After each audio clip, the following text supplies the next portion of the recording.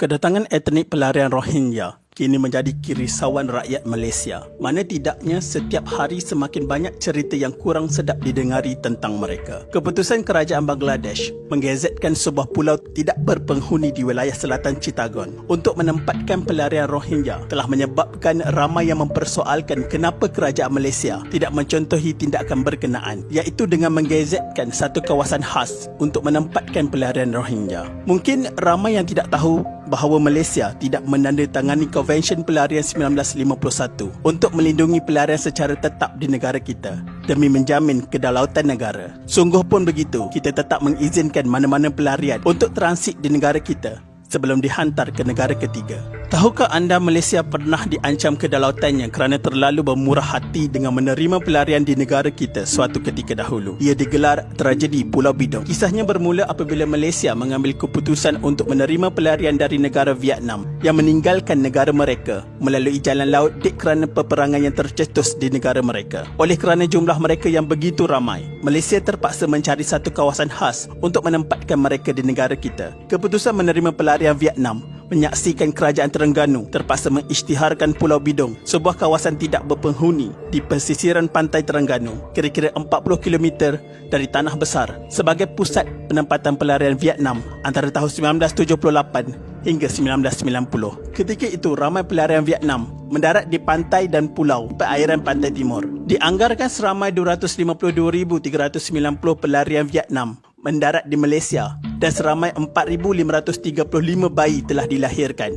Jumlah pendaratan paling tinggi ialah dengan kapal Hai Hong di Pelabuhan Kelang yang membawa 2,400 orang pada 1978. Keputusan Malaysia ini dilihat sebagai satu keputusan kemanusiaan dalam menangani isu pergerakan pendatang, khususnya berkaitan penyeludupan dan pemerdagangan manusia. Ia juga menyaksikan kedudukan dan peranan Malaysia sebagai pengerusi ASEAN semakin kukuh dan membuka mata dunia luar terhadap Malaysia. Tapi persoalan yang timbul, kenapa perlu Malaysia yang menjadi hero dalam pergolakan dan krisis di negara ASEAN? Kewujudan Pulau Bidong suatu masa dahulu dilihat sebagai sifat kemanusiaan sebuah negara kecil yang sudah membangun dalam memperjuangkan hak asasi manusia. Tetapi di sebalik sifat kemanusiaan ini, timbul satu persoalan membabitkan penduduk tempatan dan nelayan di sekitar Pulau Bidong yang memperjuangkan hak mereka dan mahu kawasan itu dijadikan kawasan bebas kepada nelayan.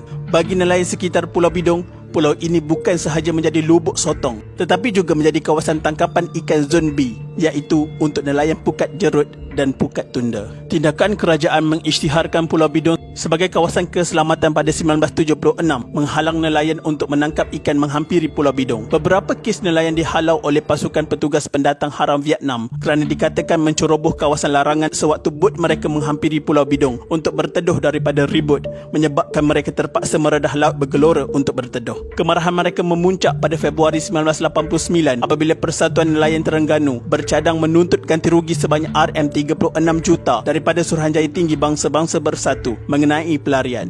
Alasannya ialah kira-kira 3,000 nelayan terjejas pendapatan kerana penempatan pelarian di pulau itu menyebabkan mereka tidak boleh menangkap ikan di sekitar pulau terbabit. Mendengar rintihan rakyat membuatkan wujudnya konflik antara kerajaan negeri dan kerajaan pusat. Selepas hampir 12 tahun Malaysia menempatkan pelarian Vietnam di Pulau Bidong Terengganu bermula tahun 1978, jasa baik kerajaan membenarkan mereka menumpang di situ dibalas dengan demonstrasi berdarah pada awal 1990-an. Tunjuk perasaan itu bermula apabila tersebarnya berita mengatakan PBB membuat keputusan untuk mengeluarkan mereka dari situ untuk dihantar ke negara ketiga. Memang itu yang mereka impikan, tetapi mereka tidak mahu melalui proses saringan, syarat yang perlu dilalui untuk layak dihantar ke mana-mana negara. Akhirnya, sakibaki 16,000 pelarian yang berada di situ nekat untuk mengadakan tunjuk perasaan membantah keputusan mengadakan saringan antara pegawai dan anggota keselamatan yang berdepan detik getir bersama 5 rakan setugas Jabatan Penjara, 15 anggota polis serta 2 anggota tentera. Majlis Keselamatan Negara MKN, Jabatan Perdana Menteri itu turut dibantu 30 Ikatan Relawan Malaysia RELA. Namun jumlah itu jauh lebih kecil jika dibandingkan dengan 16,000 penghuni Pulau Bidong. Keputusan PBB itu tidak dimaklumkan lebih awal menyebabkan pasukan khas ini tidak menyangka akan berlaku demonstrasi di depan bilik gerakan mereka. Demonstrasi itu berlanjutan selama seminggu disusuli dengan mogok lapar. Mereka enggan menyentuh makanan yang disediakan petugas Palang Merah Antarabangsa. Pada masa yang sama, banyak poster Poster-poster mula dinaikkan dan ada antaranya yang bertulis, "Hidup atau mati.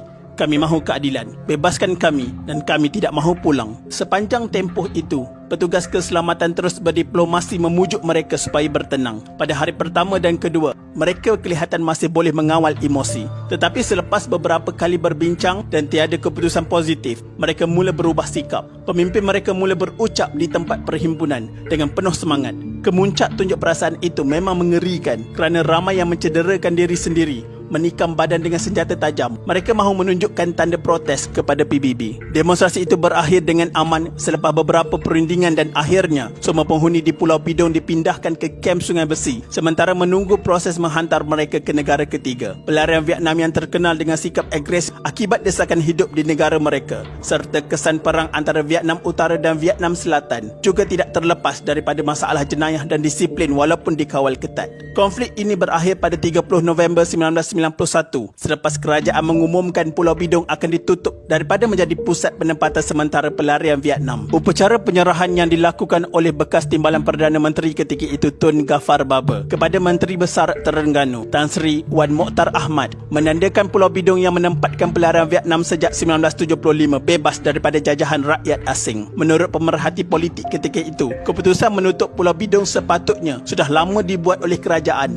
Setelah hampir 12 tahun, masalah penempatan semula pelarian ke negara ketiga menjadi semakin rumit. Keputusan kerajaan menutup Pulau Bidong untuk selama-lamanya kepada pelarian dapat mengelakkan golongan itu meninggalkan negara mereka untuk mencari kehidupan yang lebih baik. Lebih penting, ia melenyapkan imej Pulau Bidong sebagai pusat tarikan pelarian, khususnya dari Vietnam. Namun penutupan Pulau Bidong ini bukanlah pengakhiran kepada masalah pelarian. Selepas Pulau Bidong ditutup, pelarian ini dipindahkan ke kamp pelarian Sungai Besi dengan satu harapan agar masalah pelarian ini dapat diatasi. Jangkaan semua pihak itu nyata meleset apabila bilangan pelarian Vietnam ini bertambah dan menjadikan kamp pelarian Sungai Buloh seolah-olah daerah keramat mereka. Pelarian Vietnam bertindak seperti kacang lupakan kulit apabila mencetuskan kekecohan yang menjadi antara rusuhan terbesar pernah berlaku di negara ini. Bagaimanapun, kehadiran mereka di kamp Sungai Besi memberi masalah lebih besar kepada anggota keselamatan. Di dalam kamp ini, mereka telah menunjukkan perangai mereka yang sebenar. Mereka telah mewujudkan puak-puak samseng di kalangan mereka dan menindas rakan sepelarian mereka sendiri. Mereka juga tidak menghormati undang-undang dengan mewujudkan pelbagai pusat hiburan dan pelacuran haram di dalam kamp berkenaan. Justru, disebabkan sikap mereka yang kurang ajar, pihak keselamatan telah mengambil keputusan melakukan pemeriksaan secara menyeluruh ke dalam kamp mereka untuk membantras gejala yang tidak bermoral yang dilakukan mereka. Mereka membantah tindakan anggota keselamatan hingga mencetuskan rusuhan besar pada Jun 1995 yang hampir menggugat kedaulatan dan keselamatan negara yang telah memberi perlindungan kepada mereka selama ini. Tindakan ganas kumpulan perusuh pada pagi 5 Jun 1995 menyebabkan 3 blok kediaman di kamp transit sementara Sungai Buloh yang menempatkan lebih 4,500 pelarian Vietnam musnah sama sekali. Rusuhan ini mengorbankan seorang pelarian dan mencederakan lebih 10 anggota yang terlibat dalam operasi mengawal keselamatan iaitu pasukan simpanan Persekutuan FRU, bomba dan polis hutan. Selain drama rusuhan yang berlangsung selama lebih 16 jam, kebakaran besar itu turut menggemparkan warga kota, khususnya mereka yang tinggal sekitar Sungai Besi dan Bukit Jalil. Kepulan asap yang menjulang tinggi dikatakan dapat disaksikan dari jarak puluhan kilometer. Dalam operasi mengawal rusuhan itu, seramai 1,200 anggota pasukan keselamatan terdiri daripada anggota polis FRU, polis hutan, bomba, unit pengesan bom dan unit anjing pengesan dikerahkan ke tempat kejadian. Serbuan awal polis ketika itu berjaya menemui pelbagai senjata tajam seperti lembing, parang, senapan patah dan pedang yang dihasilkan oleh kumpulan perusuh. Berdasarkan kenyataan rasmi Dewan Negara yang dibaca oleh Menteri Jabatan Perdana Menteri ketika itu, Datuk Seri Muhammad Nazri Abdul Aziz, berhubung insiden ini, kekecohan dipercayai berpunca daripada sikap tidak puas hati pelarian terhadap keputusan kerajaan yang mahu menghantar mereka pulang ke negara asal. Menurut beliau dalam kenyataan itu, pelarian Vietnam cuba menunjukkan bantahan dan mendapatkan simpati dunia terhadap rancangan kerajaan menghantar mereka pulang ke Vietnam yang sudah dipersetujui oleh Suruhanjaya Tinggi Bangsa-Bangsa Bersatu bagi orang pelarian. Mereka juga masih menaruh harapan untuk dihantar menetap ke negara ketiga yang mereka anggap dapat memberikan perlindungan walaupun permohonan mereka ditolak oleh negara berkenaan. Pilihan kumpulan pelarian ketika itu adalah untuk mendapatkan tempoh perlindungan lebih lama di negara ini sementara menunggu giliran dihantar ke negara-negara ketiga seperti Amerika Syarikat, Perancis, Kanada dan Eropah yang dikelola oleh UNHCR. Bagaimanapun atas syarat-syarat ketat yang ditetapkan oleh badan antarabangsa itu, keutamaan mengikut program pemindahan ke negara ketiga itu hanya melibatkan pelarian yang mempunyai kelayakan profesional. Tersepit dalam keadaan itu, sebahagian daripada pelarian turut berusaha meraih simpati antarabangsa sehingga mendapat perhatian dari negara luar. Kenyataan yang sama juga menyatakan pemberontakan berpunca daripada tindakan kerajaan membina pagar berangkai di kem berkenaan bagi mengasingkan kumpulan pelarian yang bermati-matian enggan dihantar pulang dengan puak yang lebih bertimbang rasa. Dalam rundingan itu, kumpulan pelarian mendesak kerajaan supaya tempoh perlindungan dilanjutkan kerana mereka takut pulang ke negara asal. Mereka tidak berani pulang kerana takut dikenakan hukuman mati oleh pemerintah komunis negara itu. Rundingan menemui jalan buntu sehingga tercetusnya rusuhan. Selepas tewas dalam pertempuran dengan pihak berkuasa, beratus-ratus kepala samseng dihantar ke kem tahanan sementara pelarian di Krayong Pahang. Betapa susah dan mencabarnya pasukan khas di bawah MKN serta semua agensi keselamatan kita bagi menangani isu pelarian ini.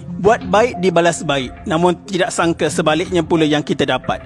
Tahniah kepada MKN dan semua agensi keselamatan kita pada ketika itu yang akhirnya berjaya menyelesaikan dan meleraikan masalah isu pelarian Vietnam ini. Berbalik kepada isu etnik pelarian Rohingya, jangan jadi Rohingya mudah lupa. Kerajaan Malaysia perlu lebih tegas bagi menjamin kedaulatan negara serta mengekang kemasukan mereka secara haram atas tiket pelarian. Kita sebagai rakyat Malaysia teruskanlah bersuara melalui saluran yang betul tanpa menyalahi undang-undang. Cukuplah yang sedia ada pun sudah bermasalah.